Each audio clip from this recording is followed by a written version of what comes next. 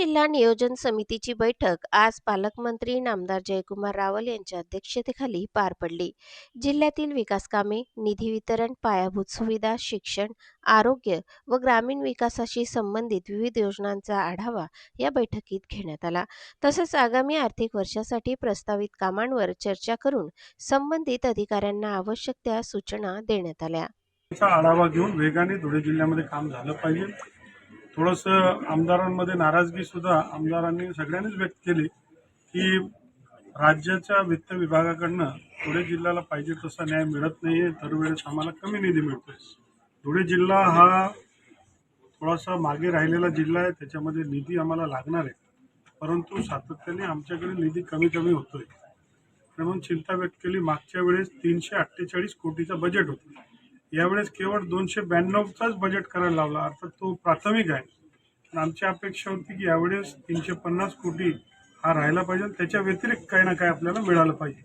म्हणून जिल्ह्याची जनता ही अत्यंत आतुर आहे।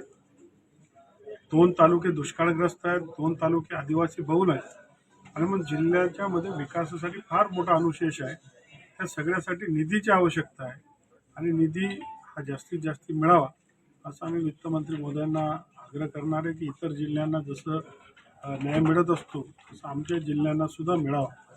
काही योजना आम्हाला मंजूर झाल्या, त्या योजना सुद्धा आम्हाला मिळाल्या नाही। जसं कृषीच्या माध्यमातून जी योजना आहे ती अनेक जिल्ह्यांना लागू झाली, परंतु धुळे जिल्ह्याला त्याची कृषीची योजना ती लागू झाली नाही। कॅन्सरच्या संदर्भातला हॉस्पिटलची जी योजना होती ती धुळे जिल्ह्याला मंजूर झाली, पण नंतर कॅन्सल करून ती जळगावला देण्यात आली।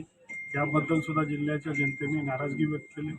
मागच्या काळात आम्ही हे सुद्धा मांडलंय व उत्तर महाराष्ट्रामध्ये कृषी विद्यापीठ नगरला अहिल्यानगरला आहे, आरोग्य विद्यापीठ नाशिकला आहे, विद्यापीठ जी आहे ती जळगावला आहे। तर धुळेचे लोक सुद्धा एकतर मग ॲग्रिकल्चर कॉलेजमधलं जो विभागणी करून ॲग्रिकल्चर विद्यापीठ आम्हाला द्यावी, तर अजून काय आम्हाला डिफेन्स हब वगैरे काहीतरी द्यावं, कारण जिल्ह्यामध्ये मोठ्या प्रमाणात अनुशेष आहे। राज्याच्या मुख्यमंत्र्यांना आम्ही विनंती केली आणि त्यांचं विशेष लक्ष हे धुळे जिल्ह्यामध्ये राहणार आहे। काही मागासलेल्या जिल्ह्यांपैकी धुळे आहे आणि मग अधिक ताकद देण्याची गरज आम्हाला आहे।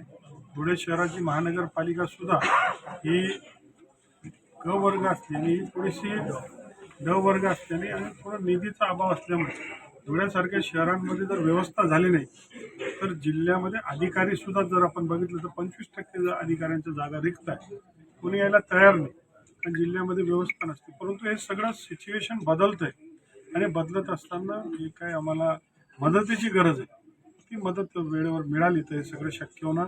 यावर्षी सुदैवाने सगळे धरणं 100% भरलेले आणि पाणी आपल्याकडे उपलब्ध आहे। त्या उपलब्ध साठ्याचं नियोजन करण्याचं काम जिल्हा प्रशासनाने केलेलं आहे। त्यात आता आम्ही त्या संदर्भात आत्ताची बैठक झाली।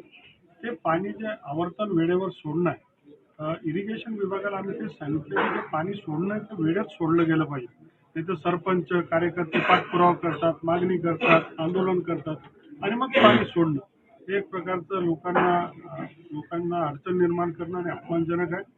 जे वेळेत आहे ते वेळेत पाणी सोडलं गेलं पाहिजे। धुळे जिल्ह्यामध्ये जाणारे रेल्वे ट्रॅक याचा आढावा स्वतः देशाचे पंतप्रधान घेणार आहेत। त्या संदर्भात जिल्हा प्रशासनाने पूर्ण तयारी करून त्याच्यामध्ये माहिती द्यावी। त्याचबरोबर जिल्ह्याची सकारात्मक आणि प्रगतिशील भूमिका कशी जाईल याच्या अगोदरच माहिती पुरवावी असे मी आग्रह केलेला आहे।